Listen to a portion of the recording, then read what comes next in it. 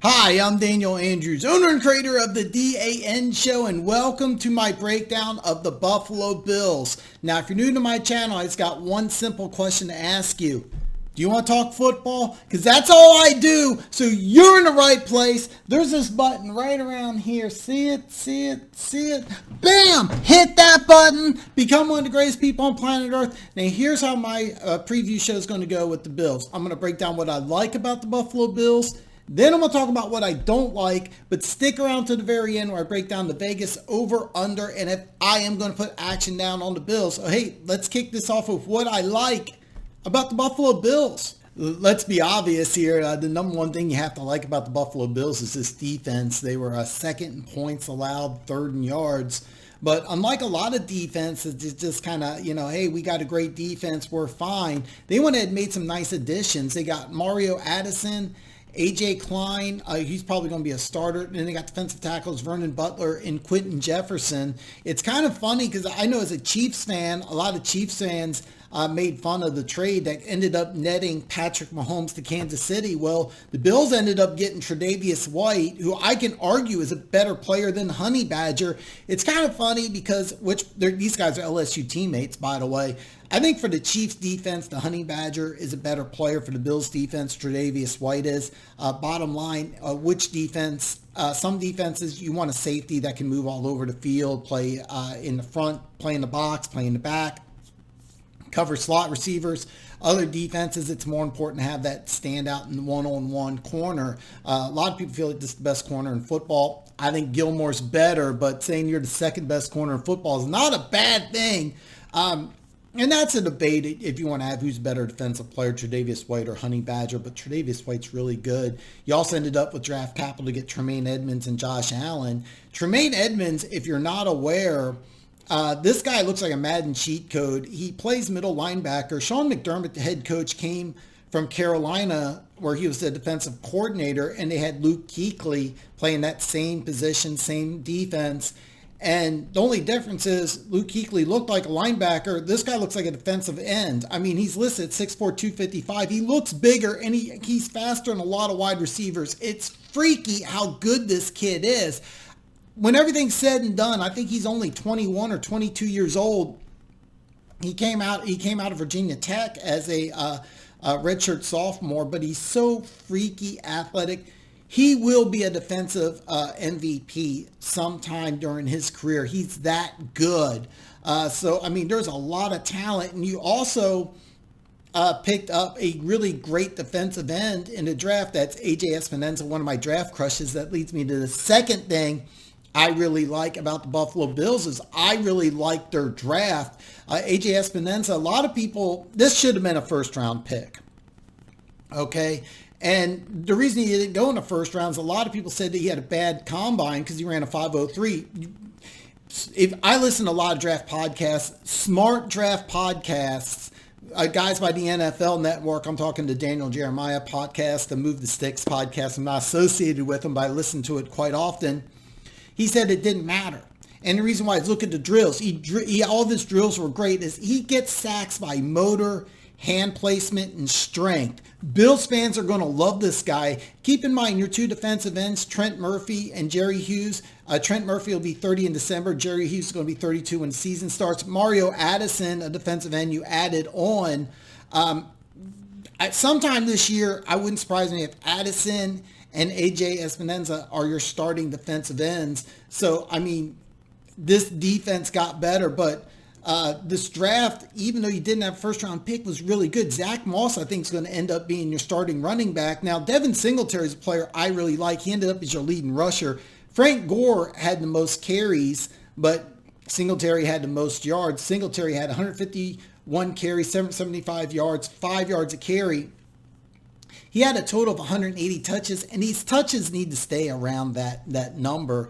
Gore had 166 carries, and Josh Allen had 109. Josh Allen needs to come down. He does not need to run the ball that much. So I think Zach Moss is going to get about 250 touches this year, and I think Singletary will stay around the same output. He could increase a little bit, but I loved Zach Moss. It's kind of unfair because the Bills got two of my draft crushes, but They also drafted a pair of big, fast wide receivers. 6'2" and a 6'4" guy. Look at your quarterback. He probably has the strongest arm. I'm sorry, Chiefs fans. His arm's probably stronger than Mahomes.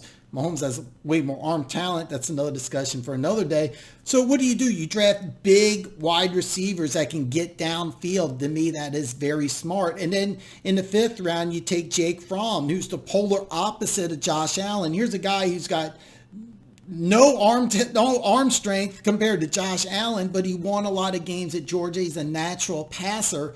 Now, keep in mind that Chiefs drafted a former Georgia quarterback just like Fromm and Aaron Murray. Aaron Murray never played a snap in the NFL. So it wouldn't surprise me if 5th-round quarterback just gets cut, never plays down in the NFL. But the simple fact, you take a guy who's completely different than Josh Allen, put him in the locker room, and here's what you should tell Josh Allen. Look, this kid's got a fraction of your ability, but look at all the games he won at the University of Georgia. You can do these same things. Really, Josh Allen should be learning from Jake Fromm. There's really nothing Jake Fromm can get from a guy like Josh Allen, but the thing is, if there was preseason, you would see Jake Fromm make some plays, or he would get cut. And of course, the third thing I like about the Buffalo Bills is the upside of Josh Allen. There is no quarterback in the NFL with more upside than Josh Allen. Josh Allen, it's funny, I've said this in a lot of videos, but when he was a senior at Wyoming, I took Krav Maga with one of his former teammates who was a linebacker at the University of Wyoming. I said, man, can you tell me about Josh Allen? I'm a big football junkie at the time. My YouTube channel just started. And he said, this guy can do anything on the football field. He can play linebacker, he can play tight end. He's just really, really raw. And that stood out to me because here's a guy who's playing not even in a Power 5 school, and he's being defined as raw. So he still has room to improve and a room to grow, but here's a guy who can run. He had 9 rushing touchdowns last year. That number needs to come way down, but I mean, he can throw the football almost end zone to end zone. There's nothing on the football field he cannot do. Is he a finished product? Not even close. I know he made the NFL top 100. I don't think he should have. I did a video yesterday on the Eagles. I would take Carson Wentz over Josh Allen in a heartbeat. That's not even a debate, but at the end of 2020, I may be saying something completely different because the upside for Josh Allen, there is not a quarterback in the NFL that has more upside than Josh Allen, period. But he's not finished product yet. So the 3 big things I like about the Buffalo Bills: I like the defense, I like the draft, and when I say defense, I like that you also made additions. The draft, you got a couple starters, plus I like some of the players you picked up in later rounds, and the upside of Josh Allen. Now, let's talk about what I don't like of the Buffalo Bills. Number one thing I don't like about the Bills was the Stephon Dix trade. I mean, this was bad on so many different levels. Number one, he's not even the number 1 wide receiver in Minnesota. He was the number 2 guy behind Thielen. And then let's use a reference point. Teams that traded for a number 1 wide receiver. They gave up a first-round pick. Well, how about the Dallas Cowboys? They gave up a first-round pick for Amari Cooper, who I think is better than Diggs, by the way. So what happened is now Amari Cooper is a number 1 wide receiver with Dallas. He's going to help that team, and he helped them get to the playoffs, which is good. Second year he was with Dallas, they went 8-8. The whole coaching staff got fired. And what did they do with the first pick in the draft? What did they do with the first pick in the draft this year? They drafted a wide receiver. So here's the thing. I would have been happier if you kept the 22nd pick. Why not go from 22 to 16? Maybe trade Josh Norman and a second or a third to Atlanta, get the 16th pick, get CeeDee Lamb. I would have been happier. Bills fans, let me ask you something. Would you be happier with this ridiculous trade? You gave up a first, a fifth, a sixth, and a 2021 fourth. You got a seventh in return. Or would you rather trade? I'm just throwing Norman out there, but I mean, let's just say maybe give up a 2021 first or whatever, and you got CeeDee Lamb instead. I gotta think you'd want CeeDee Lamb. Justin Jefferson, who was chosen with the 22nd pick, he's going to go to Minnesota. He's going to have a better year. Statistically speaking, Justin Jefferson will outperform Stephon Diggs. You heard it here first. You could have got Brandon Ayuk. You want a tall, athletic wide receiver, T. Higgins, Michael Pittman, first 2 picks in the second round. I like Zach Moss. I think he's a great player, but you could add any running back in the draft. Clyde Edwards-Helaire, DeAndre Swift, Jonathan Taylor. These guys are day one starters for the Buffalo Bills. Day one starters. Easy. So I hated this trade. I thought it was without question one of the dumbest trades I've seen in a long time. I was surprised at how many Bills fans were excited about this because this was a terrible trade. You have to give this guy a lot of money, and he's not that good of a player. Now, keep in mind, if he plays like a legitimate number one receiver, you go 12-4, okay, I'll be the first one to eat my words. But when he complains about being overthrown or he has one of these fits, he complained about Kirk Cousins, who was 5th in the NFL in completion percentage. Josh Allen was dead last. So this was a bad move. This is a terrible trade. This will hurt your team. But hey, I'll be the first one to admit, if it pans out, I'll eat my words. I follow a lot of Bills fans on social media. I love Bills Mafia on social media. I follow a lot of Bills Mafia on social media. So, hey, I'll eat my words. I'll eat some crow. I'll give y'all an apology if I'm wrong. I don't think I am. Second thing, and this goes hand in hand, the hype that I'm seeing from the Bills fans. I have no idea inside Orchard Park if they legitimately think that they're the best team in the AFC East. But every Bills fan on social media seems to think that they're the team to beat in AFC East. I don't know if that's really true. Bottom line, you still have to beat the Patriots. Yes, I understand that they lost Tom Brady. Yes, I understand that they're a team that's on the downslide of maybe the greatest football dynasty in the history of football. But in order to beat the best, in order to beat the beast, you got to beat the beast. I meant to say something different, but here's the thing. You haven't beaten New England since 1970. So in order to become AFC East champs, you still have to beat New England. You haven't done it yet. I think the hype, especially with this trade, really has got Bills fans' expectations completely out of whack. So both these things go together. Third and final thing I don't like about the Bills, and this kind of ties in with the Vegas over-under, is that your schedule is brutal. This may be the most brutal schedule in the NFL. The schedule makers did not do the Bills a favor. There's several really, really brutal stretches here. Weeks 4 through 10 is awful, okay? You go to Vegas. Then you go at Tennessee. So you're going across the country, going from Buffalo to Vegas to Tennessee. Then you come home on Thursday. So you have a road game after you went from Vegas to Tennessee, home Thursday to Kansas City. I mean, that's a brutal stretch right there. Then you get at the Jets, 2 home games against New England and Seattle. I understand Arizona's not West Coast, but then after you play Seattle, you got a road game at Arizona. So here's the deal. You got in that stretch 4 road games and 3 home games against playoff opponents. Okay, here's your 3 home games. Kansas City, New England, and Seattle. How many are you winning? I really think you win none of those. I think you go 0 for 3. And then your road games, how many of these do you win? At Arizona, at New York, at Tennessee, at Vegas. I'm thinking in that stretch, I realistically think you go 2-5.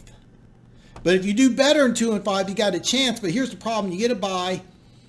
Then you get a home game against the Rams that has to be a win. And the reason why is the next 4 games. At San Francisco. So you got to go back. That's a Monday night game. So you got to go across the country. Home against Pittsburgh after you're on the West Coast. So West Coast Monday night game. Home game against Pittsburgh. At Denver. Again, Denver's Mountain, not West Coast. At New England. So listen to this 4-game stretch. At San Francisco. At Denver. At New England. Your home game against Pittsburgh. Ooh, I just said you're going to go 2-5. You're probably going 2-2 here. All right, so I just leveled 11 games that you're probably going to go 4-7. That's brutal. That's brutal. And why is that important? Because as I said, wait till the end of the video where I break down the Vegas over-under. The number is 9. And both the over and under is -110. For those of you that don't know what that means, you have to wager $110 to win 100, whether you're taking over 9 or under 9. Here's the final thing with the Buffalo Bills. They went 10-6 last year. They're a better team on paper this year, but this schedule's brutal. This is a brutal schedule. I mean, a Vegas road game, a San Francisco road game, and then when you come back, I mean, that Vegas, Tennessee, Kansas City, you get Kansas City on Thursday after you've traveled from Vegas to Tennessee. That's tough. That is tough. This might be the toughest schedule in the NFL, and this is a good football team. Okay, this is a good football team. Are you going to tell me that they're better than a 9-win team? Absolutely, all day long. I definitely think the Bills are better than 9, but this schedule is brutal.